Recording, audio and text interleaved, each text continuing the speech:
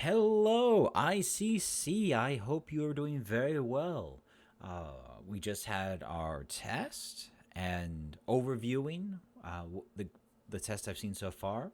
Pretty positive. I feel good about your comprehension of the material. That is good. And and we've had a lot of exciting things go on. The weather is cooling down, which is always nice.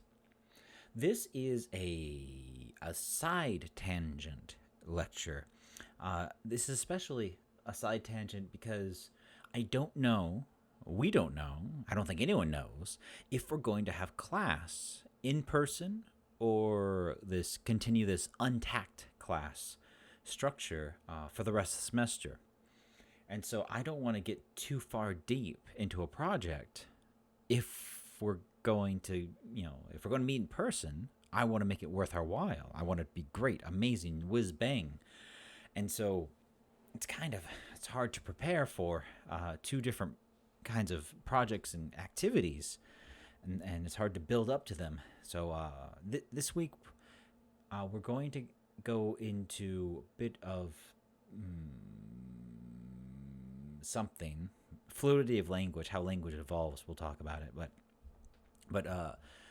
this part is much more of a side tangent. It helps explain some of the context of why English is so hard to learn, and can help provide a bit of history for that. And so, tests are being graded, and so overall, we're showing good comprehension. That's good. The flag redesign project. This week, you should have a design in mind. Start thinking about what you want to do. I don't want to push us too far. If we do not meet in person, then the flag project will effectively be our final project. But if it's not, then we'll have another project. And so I want to make sure that we have things to do. So hopefully we get word of what's going on sooner rather than later. This is week 4. And we are scheduled, as I recall, to have in-person classes weeks 13, 14, and 15, I believe. So I hope we get something soon in 3 weeks. So I hope some decision is made either way. And we're going to talk about something called language drift. And especially, we'll get into this. I don't like to teach slang to students. We'll get into why. Because it can be a difficulty and a frustration for students why they don't learn all the cool words, but we'll get into that. All right. Language grows and morph over time. That's what a living language does. It always changes. It changes over the decades, over the centuries, over the millennium. They change. Vocabulary comes and goes, and it changes meaning, pronunciation shifts, vowel shifts, and sounds can be added to a language or dropped entirely from a language. There are lots of different influences on language. This can be cultural influences, environmental influences, pop culture influences as well. Of how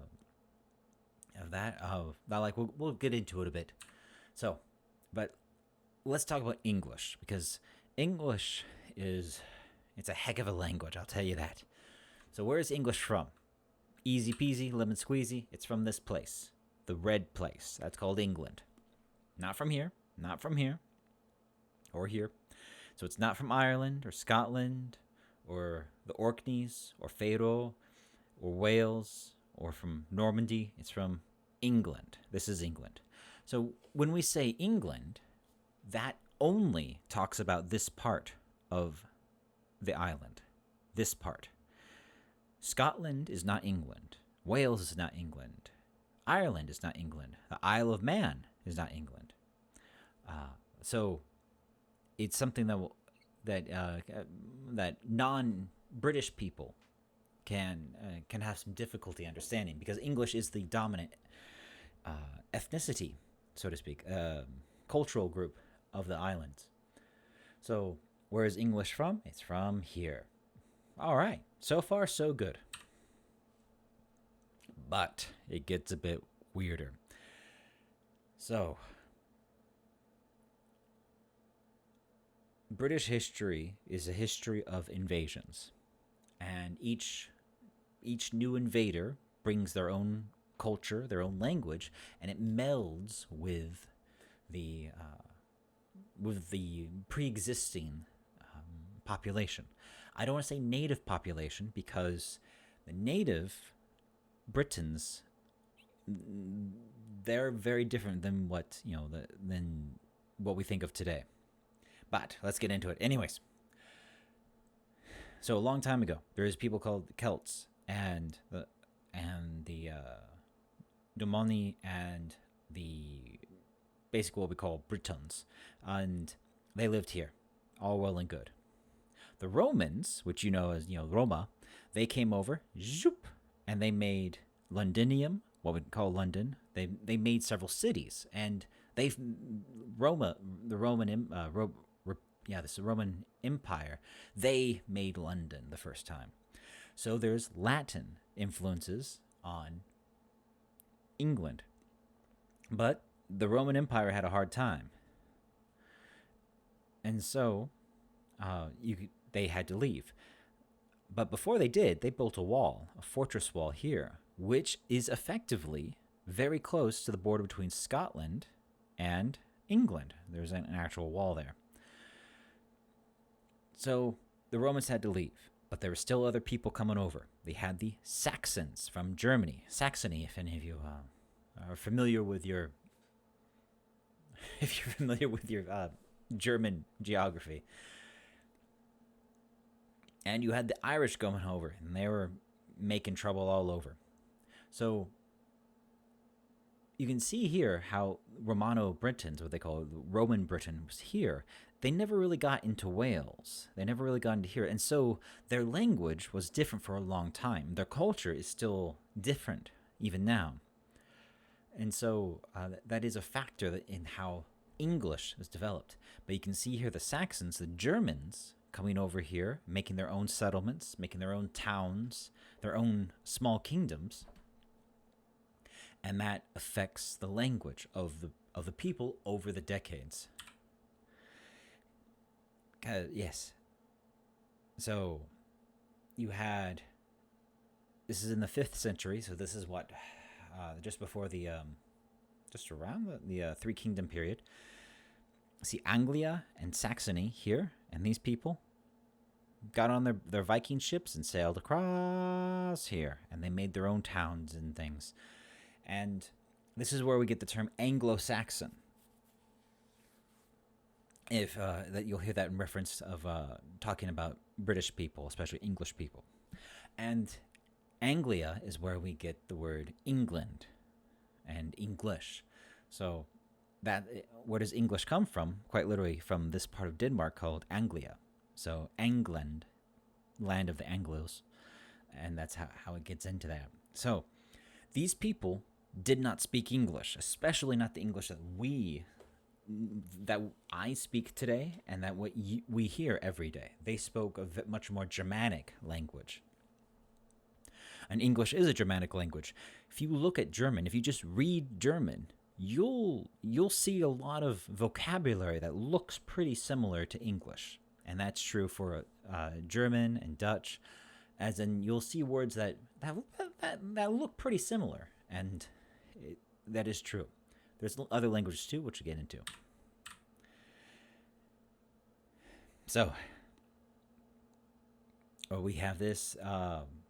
Then 886, the Danish conquest. So we've got Anglo-Saxon. We've got the Danish people who are here. And we still have the Gaelic, Wales, and Scotland up here. So these people, this is when English is much, much more Germanic in its makeup. Okay, this is where it gets really, not really fun, but what we start thinking, it's when England shifted from a Germanic state to something more of the French state. In 1066, William, Duke of Normandy, he sailed over, and he conquered England and became William the Conqueror. He did not, where did it go? Hold on.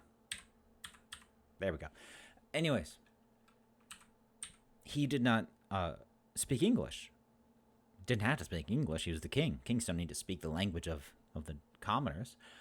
But he did speak lots of French. And so the noble people of England spoke French. Because the leader speaks a certain way, then his followers want to speak like him.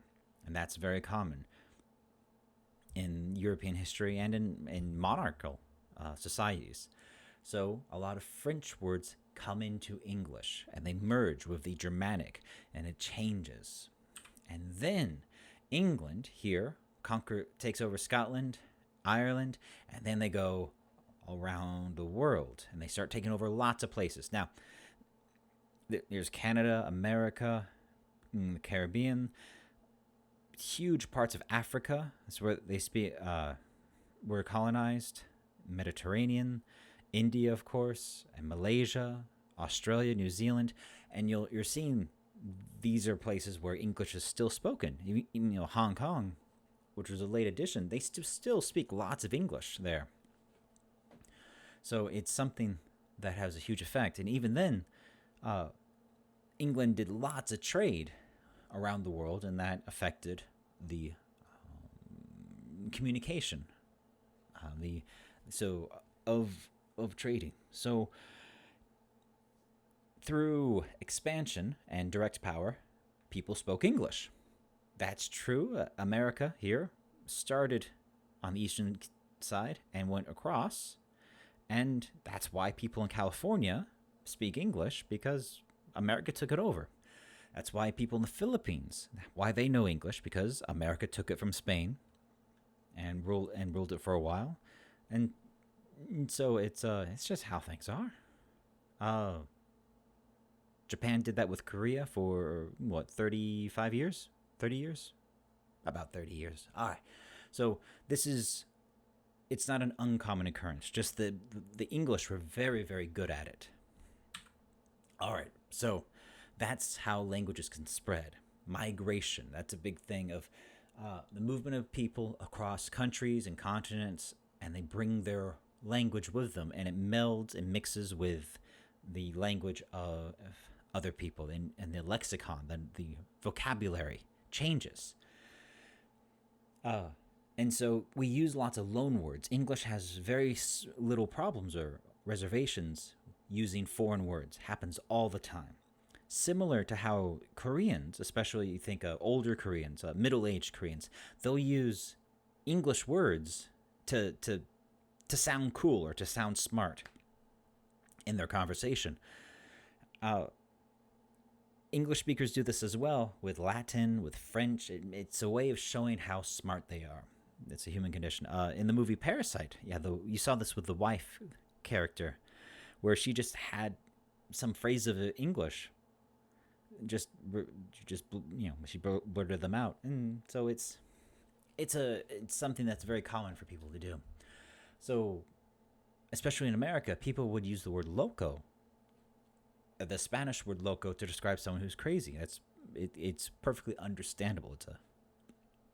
And that's because of these Hispanic influence, especially in the southwest of the United States. So if we take a look at some different English. Now let's take a look here. This is interesting. This is Old English, about 500 to 1000 AD. I use AD, non domini, or don domino. I don't speak Latin. You'll also see the references to CE, Common Era. So this is Old English. I don't think you can understand this.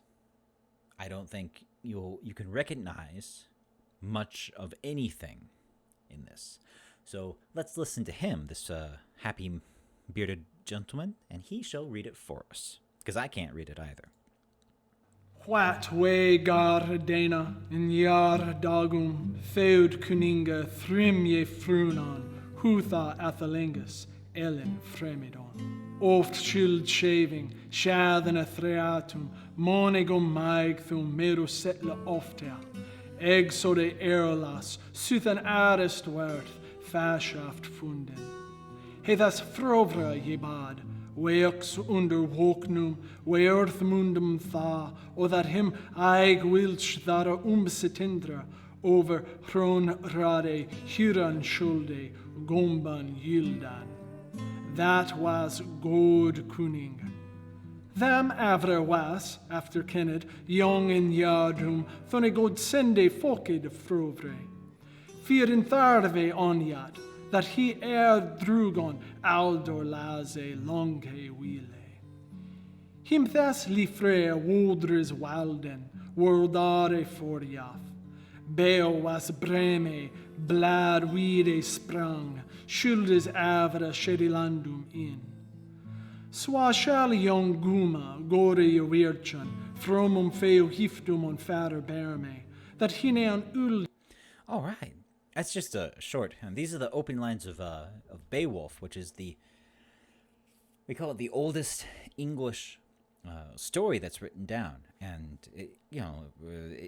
here you can hear there is not much that is recognizable for us modern English speakers. There's some words here. Sinde. That's probably sinned. God, well, that's probably God. Drugon is dragon. We probably guessed that. But a lot of this is to me, it's incomprehensible. And the pronunciation is different for lots of things. Some sounds are still similar, but other sounds are not. But this is English. This is an example of English. But this is Old English. English has changed a lot over the centuries. So if somebody talks about Old English and they say Shakespeare, Shakespeare's not Old English. Shakespeare's modern English. We can read Shakespeare and understand it. Old English, you can read it, nothing's coming out. So this, as I mentioned before, Old English has the German, West Germany, the Germanic influence because people moved from Germany to Britain. So here's some examples. So in English, we have man, and in German, Mann. Man, Mann. Cat, Katze. Cat, Katze. So you can see similarities. 9, 9. 6, 6. Land, Land. Water, Wasser. So there's a lot of still similarities between English vocabulary and German vocabulary because they have the shared origin. Modern German does not sound like Old Germanic either, though, because German language has changed quite a bit as well. But Old English sounds much, much, much more German than it does English. This, I don't think you'll ever be tested on this, but it does help you. I think it helps explain a bit about understanding why English spelling can be so hard. Before we move on very quick, I just had the idea. How do we pluralize something? If we have one egg, how do we show that there's more than one egg? Exactly. We put an S on there. So one egg, but 2 eggs. What about man? One man, but not 2 mans. We say 2 men. And that's because of the Old English pluralization rules. Goose and geese, dwarf and dwarf, as in we changed the pronunciation entirely. The irregular pluralization, that's from Old English. So the Old English grammar still has holdovers over modern English. Middle English, this is where, if you remember, this is where Mr. William the Conqueror became William, King of England. So 1066 to about 1580, where this is still a little bit before, this time before Joseon Dynasty, but we're getting in there. We're getting closer to what we recognize as England. So they spoke a kind of French. Again, not the French you would hear today. That's a different French. languages change quite a bit. So this French mixed with the native English, the native language. So this is an excerpt from the Canterbury Tales. If you ever visit the English Education Department on the third floor of the Jipyeongguan, you'll see this written down as well. The very famous Canterbury Tales, they're a very famous collection of stories. Let's see. Lines 1 through 18 of the general prologue to the Canterbury Tales. One that April with his sure sota, the dracht of March had pierced to the rota. Oh gosh, don't. All right, this one, you can start to read it and hear it and understand it. One that April with his sure sota, the dracht of Marcha hath perched to the ruta.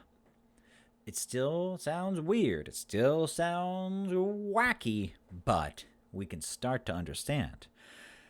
And we reading it, we can see one that April, wind that April with showers sutta, the drought of March has been perched to the roof. So, yeah. And bathed every vein in swish liquor, of which virtue engendered is the floor. All right, this one, and bathed every vein in swish liquor, of which virtue engendered is the floor. Again, even if pronunciation sounds strange, reading it, we can make sense of it. And bathed every vein in the sweet liquor, the sweet liquor of and engendered the flower. One Zephyrus eke with his sweeter breath, inspired hath in every heart and hath. The tendre croppies and the younger sona hath in the ram his half a course hirona. And smaller fools machen melodie, that slepen all the nicht with open ear. So pricketh hem natuur in her courages. Then longen voek tau goen aan pilgrimages. And palmeres for to seken strange strondes, tau ferne holways, couth in sondre landes. And specially from every sheer's ende of England tau Canterbury they wende. From England to Canterbury they winda. So you can see the strong winda, the D sound, going from D to T. As in that winda became went. We changed, this pronunciation has softened over the centuries. We can see that. The holy blissful martyr for Tauseka, that hem hath hopen, one that there was seka.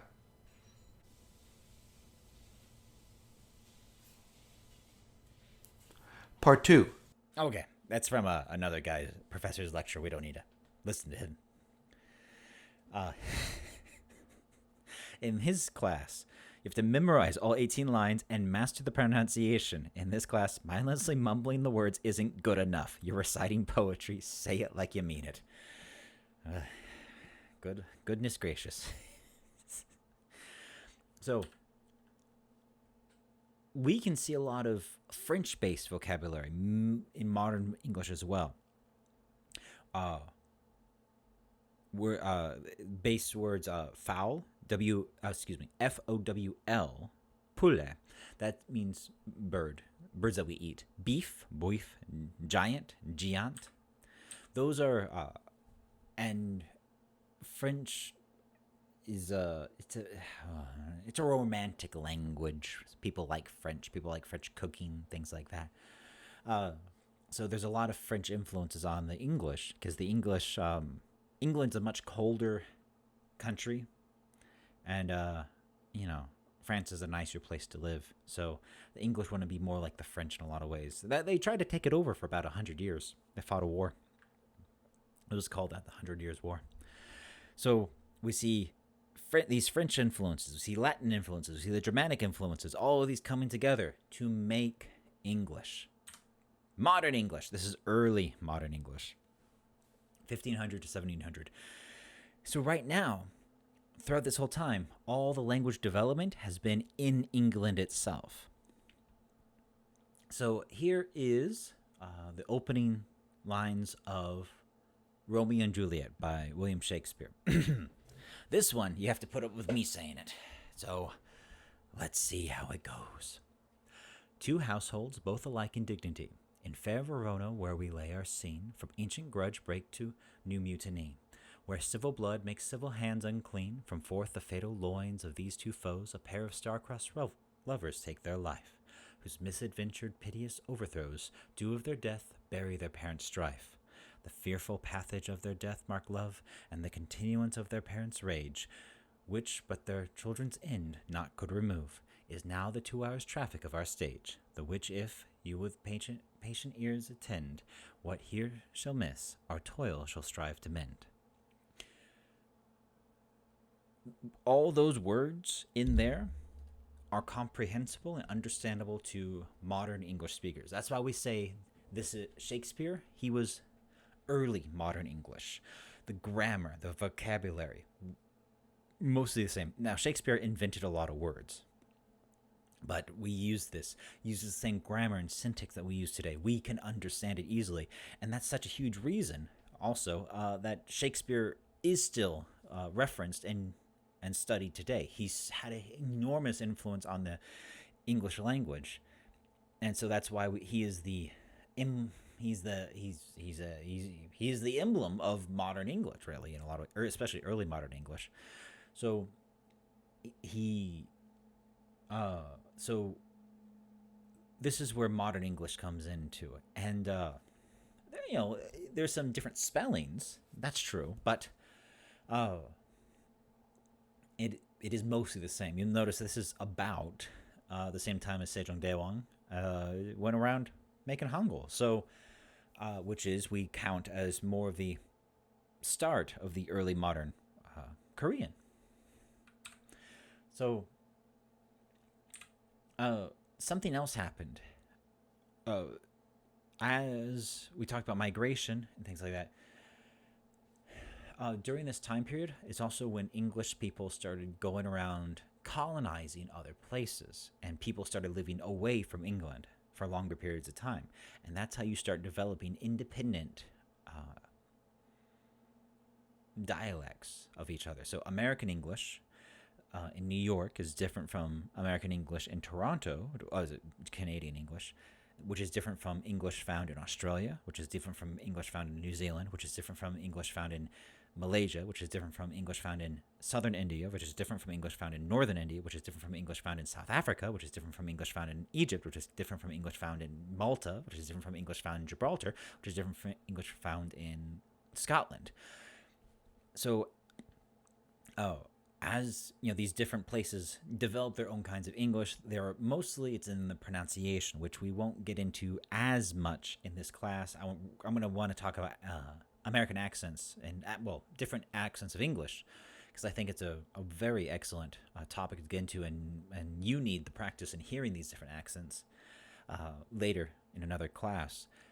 But it's something that does it helps understand things, that there is no correct English, because there's no board of the English language like there is in Korea.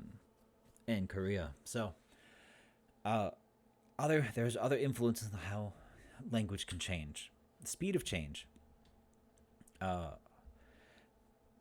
is that another thing that can my mind wanders. When we invent new things, we must invent vocabulary for it. What is a horseless carriage? Because for centuries, people used carriages pulled by a horse or a cow or a donkey or a person or something. But when people invented horseless carriage, it was something that could move by itself. So there's the word automobile, but wasn't easily comprehensible. So a horseless carriage was, and that is how we could get the word car, things like that. And the cars became more and more popular, so we dropped the horseless carriage and just called cars cars.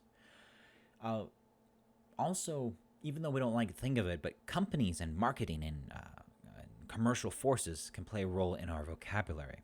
The example of a podcast. What is a podcast? We think of podcast as a kind of, it's an online radio show. But to you, with your age, I'm not sure. Actually, in Korea, they still do have radio shows. But a podcast is an audio recording released on the internet. That's it. Podcasts have existed for... The first one I became aware of was I downloaded guys talking on the internet was 1998. That was before MP3 players, and it was before we had high-speed internet. At home, I had to use my parents'. We were on 28.8 kilobyte connection. I had to pay for every 1 minute of being online. So, but Apple is very good at dominating and changing vocabulary.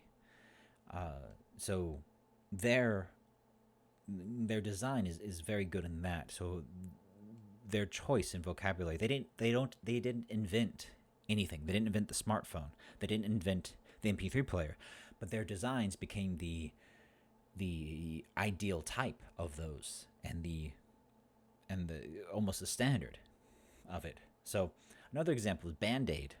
They didn't invent the adhesive bandage that we use today, but their brand became so prevalent, so successful, that it became the word for it.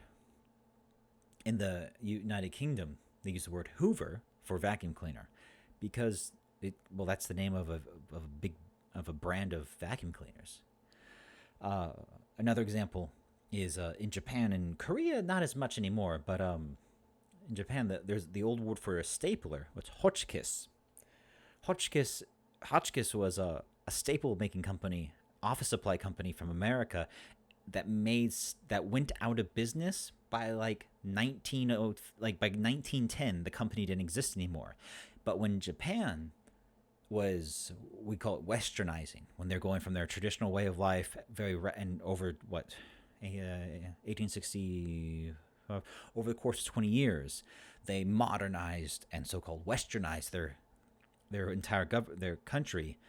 They brought over lots of things from America, from England, from Germany, and the stapler was one of them, and they bought lots of Hotchkiss staplers.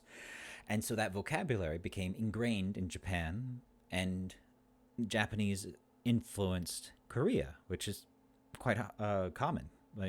There's plenty of Japanese-based words in Korean that we still use today, though there are efforts to reduce and remove them now. So we do have, there can be organic influences, but there is also inorganic, artificial, deliberate influences on language. All right.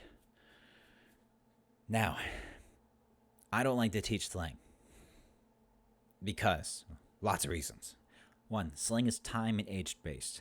I am now, how old am I? I'm 30. It's born 1983, 1,000 years ago. Korea wasn't a democracy back then, not a real democracy. A lot of things changed. But you were born in what 2000, 2002, somewhere around there? So we have very different life experiences. And most of the slang that we pick up and use is from when we're teenagers. I am 20 years removed from being a high school student. You are, 6 months removed from being a high school student. Our vocabulary for slang is very different. Even these, on fleek, that used to be popular to say for high school, middle school students. That was a very popular thing to say 4 years ago. I don't know if they still say it. We used to say this word as well, fat. When I was in middle school, we would describe a pretty girl as fat, PHAT, which wasn't a nice thing to do. And also, even words like swell or cool started as slang, but they stayed around. So sometimes slang stays around, but most of the time they don't. So it's something that I don't want to teach you the old slang because I don't want you to talk like you're an almost 40-year-old man removed from pop culture. So slang is something that you'll need to find yourself. Also, slang can change meaning very, very quickly, especially now with social media and internet. People can now artificially, deliberately influence the meaning of gestures or words. I believe you think about the OK, not the thumbs up, but the OK. You you put your middle finger and thumb together, and you go OK, and the other fingers are up. Now that's often used as. Let me bring it up real fast. Images.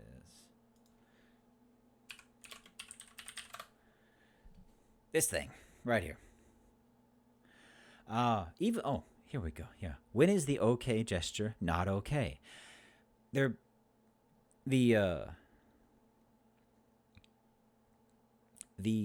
gesture for decades was meant okay. But now it's been co-opted, taken as something else, as a gesture meaning something else, as a kind of racist gesture. But the people who started that thing, did it as a joke. They wanted to see how stupid the media was. But the problem, and so every time, so they put out fake stories saying how the okay gesture was racist. The problem was the actual racist people started doing it to be racist. So what started as a joke became not a joke, and that happens, and that happened very quickly, or basically over the course of 6 months. So I don't want you to get in trouble. I don't want anyone to get in trouble with anything. So I try to keep it very safe and boring. Slang can also come out of phase, and I'll give you an example. The phrase Dutch pay and take a rest. Two phrases. I used to hear this often, especially when I first came to Korea. When people said I'd go out for lunch with Korean friends and they say, let's Dutch pay. And I had no idea what they were talking about. I did not understand the phrase at all. Take a rest.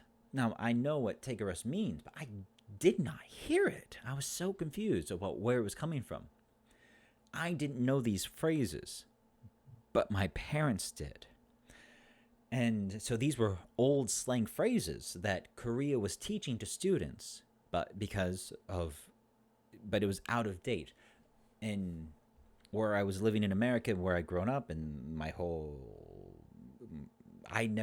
wasn't familiar with these words. But sometimes when I watched old movies, I would hear them, but these are movies from 60 years ago, not recent movies.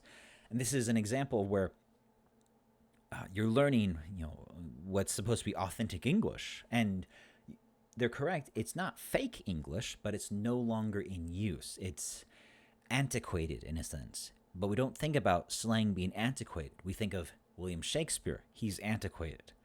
But we don't think slang is possible being antiquated. But of course it is. It can become obsolete very, very quickly. So that I don't want you to talk like an 80-year-old man. I want you to talk like a 20-year-old university, hip, cool university student. So that's something we have. Also, slang words can be vulgar very easily, and vulgar is inappropriate. A lot of slang words are basically insults, especially a lot of the slangs that I'll speak bluntly. A lot of slang words that boys would speak in middle school or high school and into university. They're not very nice.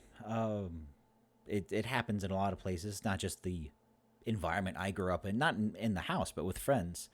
And they're not meant in earnest. You're not meaning to actually insult very much, but you know how friends can talk to each other.